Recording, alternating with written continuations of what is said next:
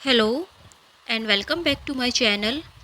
आज का हमारा टॉपिक है बायोग्राफी एंड ऑटोबायोग्राफी। बायोग्राफी क्या होती है और ऑटोबायोग्राफी क्या होती है, आज हम इसके बारे में पढ़ेंगे। चलिए स्टार्ट करते हैं। सबसे पहले देखते हैं कि बायोग्राफी क्या होती है। The term biography is derived of two Greek words bios plus graphy. जो बायोग्राफी है ये दो शब्दों से मिलकर बना है, दो ग्रीक शब्द से मिलकर बना है, बायोस प्लस ग्राफ। बायो का मतलब होता है जीवन और ग्राफ का मतलब होता है लिखना, यानी कि किसी के जीवन के बारे में लिखना, किसी की जीवनी लिखना। Which means writing about the life of someone, यानी कि किसी की लाइफ के बारे में लिखना।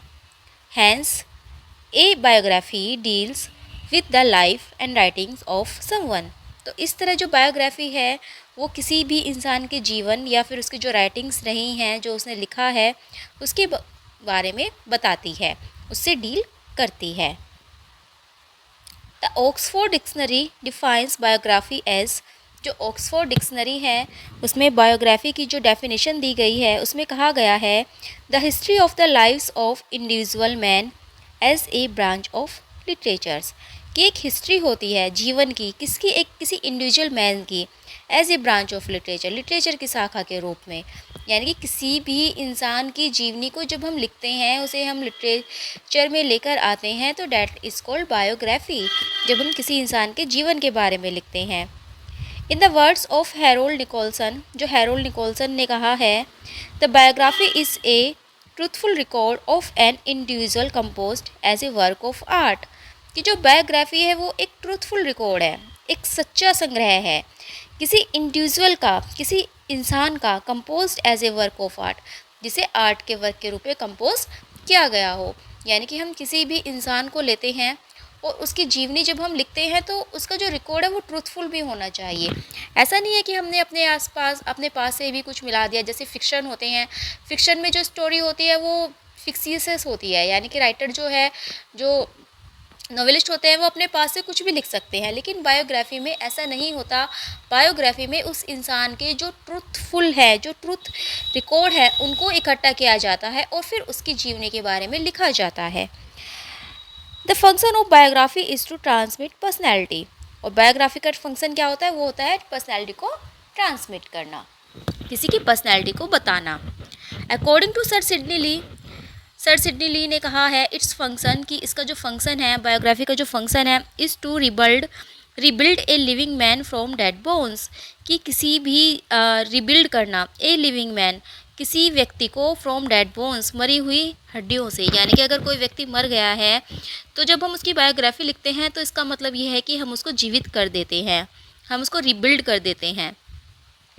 An ideal biography is almost a novel of character and verifiable facts for its basis instead of invented details। अगर एक आइडियल बायोग्राफी की बात करें तो ऑलमोस्ट एक नॉवल की तरह होती है किसी कैरेक्टर के, जिसमें कि उसके जो बहुत सारे जो फैक्ट्स हैं उनको इकट्ठा किया जाता है, basis instead of invented details, यानी कि इन्वेंट की जाती है, उसके ऊपर जो इन्वेंशन की जाती है। जब हमें किसी की बायोग्राफी लिखनी हो तो अगर वो इंसान जिंदा है तो हम उसके बारे में बातें करके, मतलब उससे पूछ सकते हैं कि उसकी लाइफ में क्या क्या इंसिडेंट हुए हैं, कैसे कैसे, मतलब हम उसके जीवन के बारे में जान सकते हैं। लेकिन अगर वो आदमी जीवित नहीं है और हमें उसकी बायोग्राफी लिखनी है तो फिर हमें उसमें थोड़ा सा इन्वेंशन करना पड़ेगा, खोज करनी पड़ेगी कि क्या क्या उसके साथ हुआ था। जैसे हम बायोग्राफी पढ़ते हैं, आज राइटर्स की हम बायोग्राफी पढ़ते हैं, पोइटिस्ट की जो टीजीटी और पीजीटी दोनों में ही दिए गए हैं, तो हम उनकी बायोग्राफी पढ़ते हैं। तो उसके बारे में क्या है कि आपने देखा होगा हर बुक में आपको अलग अलग चीज़ें देखने को मिलेंगी, किसी में थोड़ा कुछ दे रखा होता है तो किसी में बहुत कुछ दे रखा होता है। तो इसका मतलब कि वो सर्च करते हैं उसकी लाइफ के बारे में और फिर उसकी बायोग्राफी लिखते हैं। A biographer must survive for truth and for that beauty which comes from a perfect synthesis and portrait of his subject.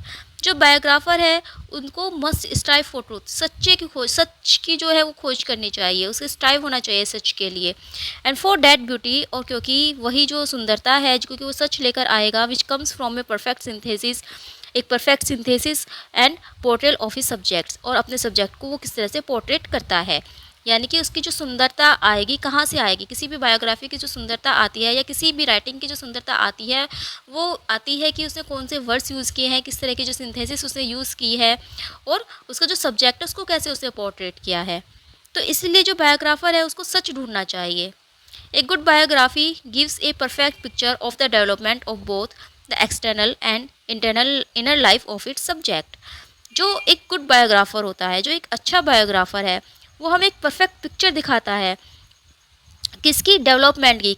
कौन से डेवलपमेंट की, एक्सटर्नल भी और इनर लाइफ भी, उसके सब्जेक्ट के। यानी कि वो जो सब्जेक्ट लेता है एक तरह से, जिस इंसान के बारे में वो लिख रहा है, जिस इंसान की वो बायोग्राफी लिख रहा है, तो उसके साथ क्या क्या घटना घटी और उसका जो एक्सटर्नल डेवलपमेंट या उसका जो इनर डेवलपमेंट होता है, जो उसकी इनर लाइफ होती है जिसके बारे में सबको नहीं पता होता।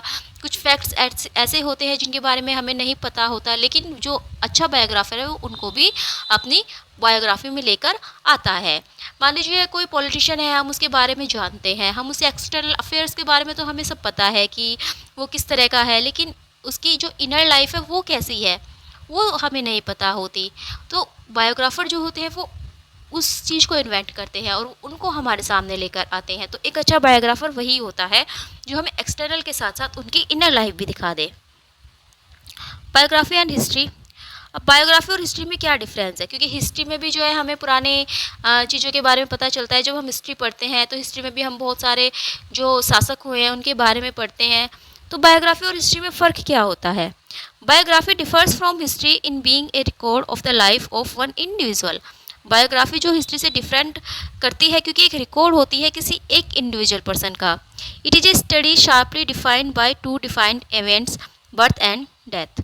और एक स्टडी होती है डिफाइंड जो जिसमें जो है दो डेफिनेट इवेंट्स होंगे, बर्थ और डेथ। जन्म से लेकर मृत्यु तक उसके साथ क्या क्या हुआ, क्या क्या जो उसकी लाइफ में हुआ, वो सब जो है हमें बायोग्राफी में देखने को मिलेंगे। यानी कि उसकी स्टडी कहाँ हुई, उसका जन्म कब हुआ था। जैसे हम किसी पोइट की बायोग्राफी पढ़ते हैं, विलियम शेक्सपियर के मान लीजिए हम पढ़ते हैं, तो हम सब कुछ उसके बारे में पढ़ेंगे कि उनका जन्म कब हुआ था और उनके पेरेंट्स कौन थे, फिर उन्होंने कहाँ से स्टडी की और फिर उन्होंने अपना करियर कैसे स्टार्ट किया, उन्होंने कितने प्लेस लिखे, कितने उन्होंने सोनेट्स लिखे, हम सब जो है मतलब उसके बारे में सब कुछ हमें जानना होता है। It fills it canvas with one finger, and other characters, however great in themselves, must always be subsidiary to the central hero। इसका मतलब ये है कि हम जब कोई बायोग्राफी लिखते हैं तो उसमें और भी कैरेक्टर्स आ सकते हैं। मान लीजिए हम किसी के ऊपर भी बायोग्राफी लिख रहे हैं, किसी भी इंसान के ऊपर हम बायोग्राफी लिख रहे हैं, किसी पॉलिटिशियन के ऊपर लिख रहे हैं, किसी स्पोर्ट्समैन के ऊपर लिख रहे हैं, किसी के भी ऊपर हम लिख रहे हैं, तो उसके साथ अदर जो उसके साथी होते हैं। मान लीजिए हम किसी स्पोर्ट्समैन की ही बायोग्राफी लिख रहे हैं तो उसके जो अदर स्पोर्ट्समैन हैं, हालांकि इम्पोर्टेंस तो वो भी बहुत रखते हैं, लेकिन अगर हम किसी स्पेसिफिक किसी इंडिविजुअल मैन की बायोग्राफी लिख रहे हैं तो हम उनको जो है थोड़ा सा कम इम्पोर्टेंस देंगे, उनको एक तरह से सब्सिडरी रख देंगे और जो हमारा मेन कैरेक्टर है हम केवल उस पर फोकस करेंगे, हमें उसकी लाइफ बतानी है। अगर आप लोगों ने MS धोनी की मूवी देखी हो, MS धोनी के ऊपर जो मूवी बनी है, तो आप उसको भी एक तरह से बायोग्राफी कह सकते हैं कि उसकी लाइफ के बारे में ही बताया गया है कि मतलब कैसे जो है उन्होंने अपना करियर स्टार्ट किया था, वो सब बताया गया है। तो आपने देखा होगा कि उसमें जो है धोनी को इम्पोर्टेंस दी गई है। हालांकि और भी जो है स्पोर्ट्स जो स्पोर्टमैन थे, लेकिन इम्पोर्टेंस जो है केवल उसको दी गई है जिसके बारे में हम दिखा रहे हैं या जिसके बारे में हम लिख रहे हैं। फिर इसके बाद आता है it must be give an account of the personality and his achievements in A truthful manner. और ये जो बायोग्राफी है ये हमें देनी चाहिए, मतलब इसको देना चाहिए पर्सनैलिटी का और अचीवमेंट्स का ट्रूथफुल मैनर में, यानी कि सच्चाई में। ऐसा नहीं है कि हम किसी की बायोग्राफी लिख रहे हैं तो अपने पास से ही हमने शब्द यूज़ कर दिया, अपने पास से ही हमने कोई इवेंट यूज़ कर दिया।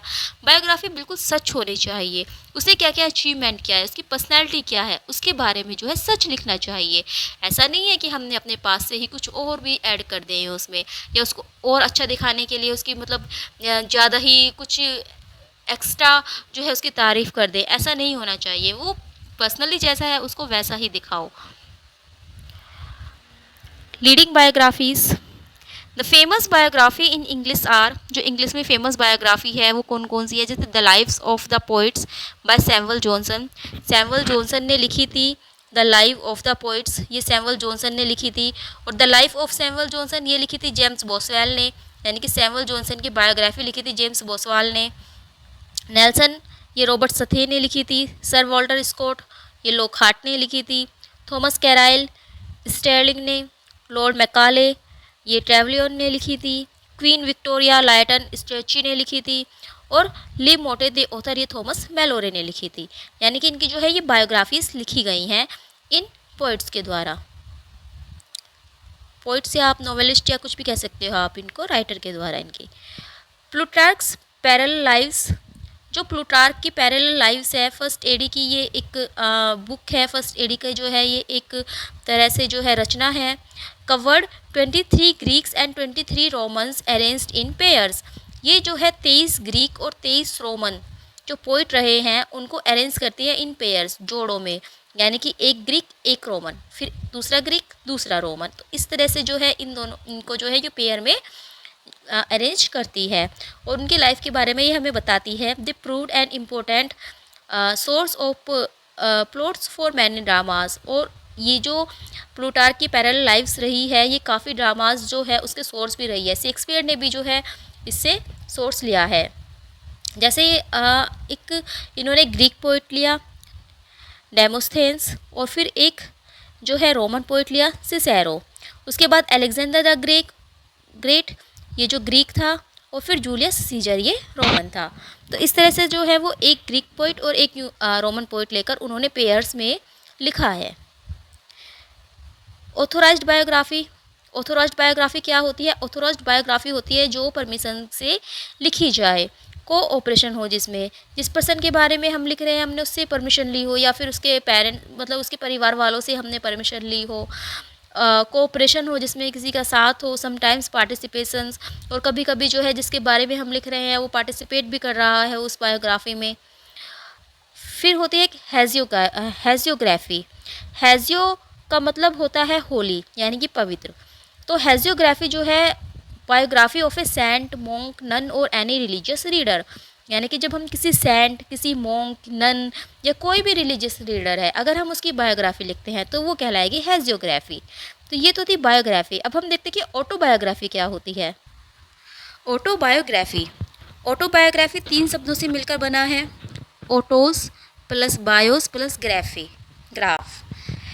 बायोग्राफी हमने लास्ट में पढ़ा था, बायोस प्लस ग्राफ यानी कि लाइफ राइटिंग, और ऑटो मतलब सेल्फ, यानी कि जब इंसान अपने बारे में खुद अपनी बायोग्राफी लिखता है, खुद अपने लाइफ के बारे में लिखता है, तो डैट इज़ कॉल्ड ऑटोबायोग्राफी, अपने द्वारा लिखी गई अपनी जीवनी। To write about oneself, अपने बारे में लिखना, अपने आप के बारे में लिखना ऑटोबायोग्राफी कहलाती है। हैंस इस प्रकार an autobiography is an account और स्टोरी, एक जो ऑटोबायोग्राफी है ये एक अकाउंट है या एक स्टोरी है ऑफ ए पर्सनस लाइफ, किसी भी इंसान के जीवन का, रिटन बाय दैट पर्सन, उसी इंसान के द्वारा लिखा गया।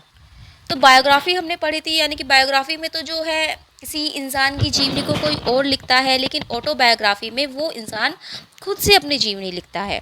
In an autobiography the author gives the story of his oven life and achievements, एक ऑटोबायोग्राफी में जो ऑथर होता है वो स्टोरी लिखता है अपनी जीवन के बारे में, अपने अचीवमेंट्स के बारे में, उसने अपने लाइफ में क्या क्या अचीव किया है उन सब के बारे में वो लिखता है।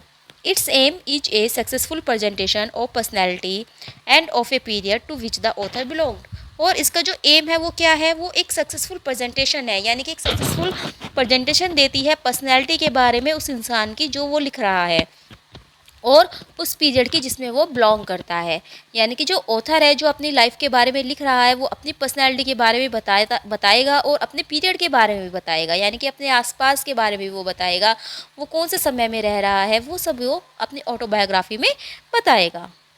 Doctor Johnson's preferred autobiographies to biography, जो डॉक्टर जॉनसन्स थे वो प्रिफेयर करते थे ऑटोबायोग्राफी को बायोग्राफी के बजाय, वो बायोग्राफी ज़्यादा प्रिफेयर नहीं करते थे, ऑटोबायोग्राफी को वो प्रिफेयर करते थे, क्योंकि every man's life he said is best written by himself, क्योंकि उनका कहना था कि किसी भी इंसान की लाइफ जो है सबसे ज़्यादा अच्छा अगर कोई लिख सकता है तो वो खुद वही है।